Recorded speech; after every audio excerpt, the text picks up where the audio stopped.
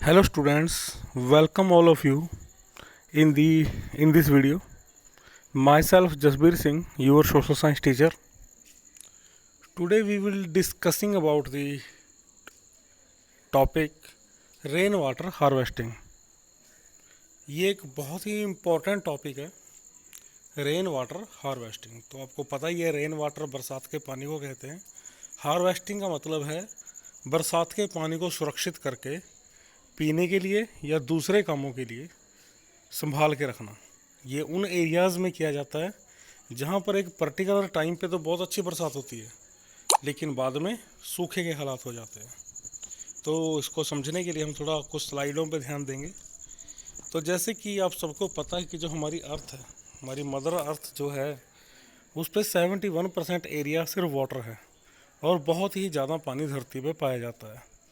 लेकिन उस 71% का सिर्फ 1% पानी ही ऐसा है जो ह्यूमन पीने के लिए या डोमेस्टिक यूज़ के लिए यूज़ कर सकता है। तो धरती पे जो यूजेबल वाटर है ह्यूमन बीइंग के लिए वो बहुत ही कम है, नाम मात्र का है। और आपको पता ही है कि धरती की पॉपुलेशन बड़ी तेज़ी से इंक्रीज़ हो रही है, स्पेशली भारत की पॉपुलेशन तो बहुत बढ़ गई है। तो जिसके कारण जो परंपरागत सोर्स थे फ्रेश वाटर के, रिवर्स हो गई या फिर लेक्स हो गई या फिर अंडरग्राउंड वाटर के जो सोर्स हैं जैसे वेल और ट्यूबवेल, उन पे प्रेशर बढ़ा, जिनके कारण जो पानी है वो बहुत ही कम हो गया। जैसा कि हम देखते हैं कि जो अंडरग्राउंड वाटर है वो भी बहुत तेज़ी से घट रहा है और जो रिवर और लेक्स का पानी है वो पोल्यूशन के कारण भी ह्यूमन बीइंग के यूज़ के लायक नहीं रहा। तो उसके कारण पानी की भयंकर कमी हो गई, जिसे हम वाटर स्कार्सिटी कहते हैं। पानी की भयंकर कमी के कारण देश के कई इलाके सूखे से ग्रस्त हो गए। तो उसके कारण भारत में जो है जो जोर दिया गया वो दिया गया रिवर वाटर्स के ऊपर। तो भारत एक नदियों का देश है और भारत में बहुत सारी नदियां हैं जिनमें डैम क्रिएट किए जाते हैं, डैम बनाए जाते हैं। जैसे कि आपने प्रीवियस टॉपिक में इसके ऊपर डिटेल में समझा था। तो डैम बनाए जाते हैं, डैम पे मल्टीपर्पज़ प्रोजेक्ट लगाया जाता है, हाइड्रो इलेक्ट्रिसिटी प्रोड्यूस की जाती है और उसके साथ साथ डैम पे जो पानी रोका जाता है रिवर का, उससे कई सारी कैनल निकाल के कुछ एरियाज़ में उसके पानी को पहुंचाया जाता है। लेकिन जब डैम बनते हैं तो उसके कई सारे नेगेटिव इम्पैक्ट भी देखने को मिलते हैं। जैसे फ्लड आते हैं, डैम के पानी को जो रोका जाता है, जब बहुत ज़्यादा रेनफॉल होती है तो फ्लड गेट खोल दिए जाते हैं डैम के, जिसके कारण निचले इलाकों में बहुत पानी आ जाता है, फ्लड आ जाता है, या फिर जो एक्वेटिक लाइफ है उसको नुकसान पहुंचता है। फिर डिसप्लेसमेंट होती है, जो उस डैम के आसपास के इलाकों में जो लोग रहने वाले होते हैं उन्हें अपना घर, खेत खलिहान, ज़मीनें छोड़ के डिस्प्लेस होना पड़ता है। और जो पानी का असेस है, पानी की जो पहुंच है, वो भी सभी लोगों तक एक बराबर नहीं हो पाती। और जो डैम है उसके ऊपर कंस्ट्रक्शन का खर्चा भी बहुत आता है, करोड़ों रुपए लग जाते हैं एक डैम को बिल्ड करने में।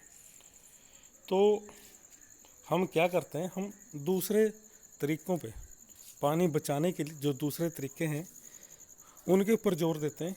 जैसे माइक्रो इरिगेशन, जिससे फुहारे से सिंचाई करना कहते हैं, या रेन वाटर हार्वेस्टिंग, कि जो बरसात का पानी है उसको हम संभाल के रखें। कि आप अपने घरों पे जब बरसात होती है तो देखते हो कि घर का, छत का, आंगन का सारा पानी नालियों के ज़रिए बाहर चला जाता है और वो हमारे किसी काम का नहीं रहता, वो गंदा हो जाता है। वैसे अगर आप देखो तो रेन वाटर जो है उसको साफ़ करके पीने के लिए भी यूज़ किया जा सकता है। फिर वाटर रिसाइकलिंग, इसके लिए प्लांट लगाए जाते हैं, गंदे पानी को फिर से साफ़ करके यूज़ के लायक बनाया जाता है।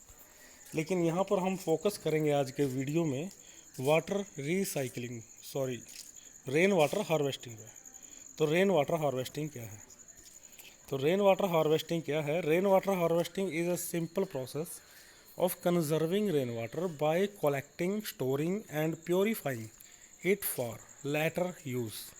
कि रेन वाटर हार्वेस्टिंग एक सिंपल प्रोसेस है जिसमें बरसात के, बारिश के पानी को कलेक्ट किया जाता है, स्टोर किया जाता है और साफ़ किया जाता है बाद में यूज़ के लिए। ऐसा उन इलाकों में किया जाता है देश के जहाँ पर सूखा ज़्यादा पड़ता है और कभी कभी बरसात होती है। तो रेन वाटर हार्वेस्टिंग जो है, इसके ऊपर हम डिस्कस में देखते हैं आगे। इंडिया के कई इलाकों में रेन वाटर हार्वेस्टिंग होती है और लोग टैंक्स में पानी को कलेक्ट कर लेते हैं। अगर हम इतिहास में जाएं, पुराने समय से देखें, तो हमारे देश में बहुत समय से रेन वाटर हार्वेस्टिंग हो रही है। जैसे कि पहले पुराने समय में लोगों को अंडरग्राउंड वाटर के बारे में नहीं पता था, या टेक्नोलॉजी नहीं थी कि धरती के नीचे का पानी कैसे निकालें। तो जब बरसात नहीं होती थी तो पानी की भयंकर कमी हो जाती थी, खासकर उन इलाकों में जो लेक्स या रिवर से दूर पड़ते थे। तो वहाँ के लोग रेन वाटर हार्वेस्टिंग करते थे। इंडस वैली सिविलाइजेशन की एक साइट मिली है, धोलावीरा, जहाँ पर रेन वाटर हार्वेस्टिंग के लिए टैंक बना हुआ दिखाई दिया। खुदाई के अंदर एक टैंक मिला, एक वाटर टैंक ज़मीन पे। उसके बाद अगर हम आज के टाइम में वेस्टर्न हिमालय रीजन को देखें, तो वहाँ पर गोल्स एंड कूल्स बनाई जाती हैं, जो छोटी छोटी जो स्ट्रीम्स होती हैं पहाड़ों से, जो पानी बरसात के पानी को नीचे लेके आती हैं पहाड़ से, उनसे कुछ खालियाँ बनाई जाती हैं जो वाटर को एक स्पेसिफिक डायरेक्शन में ले जाके वाटर को स्टोर करती हैं। इन्हें गोल्स एंड कूल्स कहा जाता है। ये आपके एग्ज़ाम के पॉइंट ऑफ व्यू से बहुत ही इंपॉर्टेंट है, इसको ध्यान से देख लेना। उसके बाद अगर हम बंगाल का फ्लड प्लेन देखें, तो वहाँ पर इनंडेशन चैनल्स बनाए जाते हैं, जब पानी को पर्टिकुलर एरिया से दूसरे एरिया तक ट्रांसफ़र करते हैं। और पानी की जहाँ पर एक जगह पर पानी ज़्यादा होता है, दूसरी जगह पानी कमी होती है, तो वहाँ तक पानी को पहुँचाने का काम करती हैं। अगर हम एरिड और सेमी एरिड एरिया देखें राजस्थान का, भारत के, तो वहाँ पर खादीन्स और जोहड्स देखने को मिलते हैं। खादीन्स और जोहड़ क्या होते हैं? जोहड़ शब्द ये सुना हुआ सा लगा होगा आपको, क्योंकि हमारे विलेजेस में वाटर का एक स्ट्रक्चर होता है जहाँ पर पानी को स्टोर किया जाता है। वो रेन वाटर भी हो सकता है, वो डोमेस्टिक वेस्ट का जो पानी है वो भी हो सकता है, और उसको स्टोर किया जाता है। कच्ची जगह होती है जिसमें पानी होता है। तो these were agricultural fields that were converted into rain fed storage structure to moisten and soften the soil. तो ये एग्रीकल्चर लैंड में ही एक गहरी जगह बना दी जाती है जहाँ पर बरसात के या दूसरे सोर्स से आने वाले पानी को एक जगह पर स्टोर किया जाता है, जिससे जहाँ एक तरफ मॉइस्चर उस एरिया में बढ़ता है, ज़मीन सॉफ्ट रहती है, और जो अंडरग्राउंड वाटर है वो भी एनरिच होता है, और वहाँ से पानी को कलेक्ट करके आसपास के एरिया में एग्रीकल्चर के लिए यूज़ किया जा सकता है, या जानवरों के लिए उस पानी को यूज़ किया जा सकता है। तो ये तो था, जो जोहड़ हैं वो भी रेन वाटर को ही अब कलेक्ट करते हैं। लेकिन यहाँ पर हम देखते हैं roof top rain water harvesting. Roof top क्या है कि जैसे हमारी जो ज़मीन है या आंगन होते हैं वो गंदे होते हैं, लेकिन छतें साफ़ होती हैं।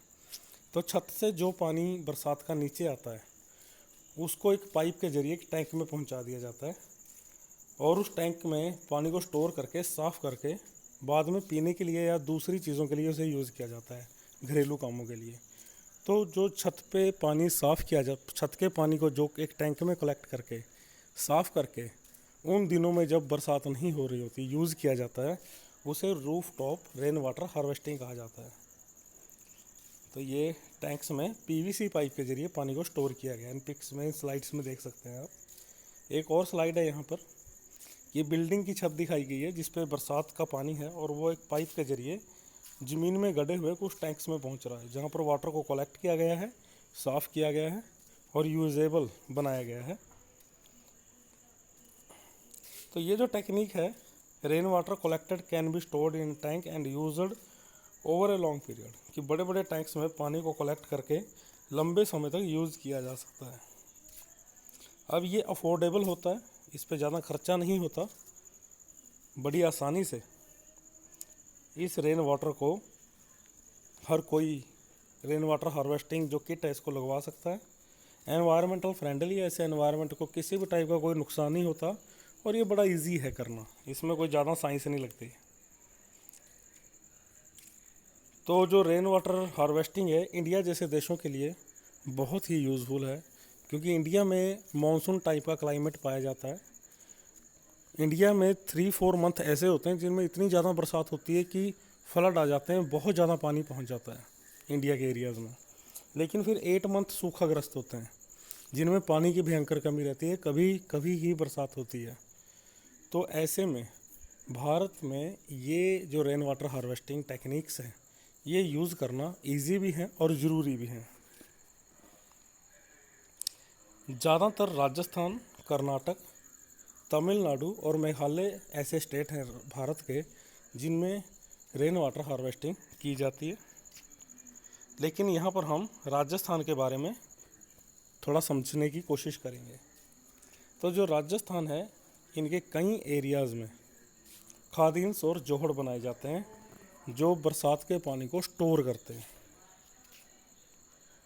सेमी एरिड और एरिड रीजन जो राजस्थान के हैं, जैसे बीकानेर, फालोदी एंड बाड़मेर, वहाँ पर अंडरग्राउंड टैंक्स भी बनाए जाते हैं, जैसे कि इस स्लाइड में दिखाया गया है, जिसमें रेन वाटर को स्टोर करके रखा जाता है।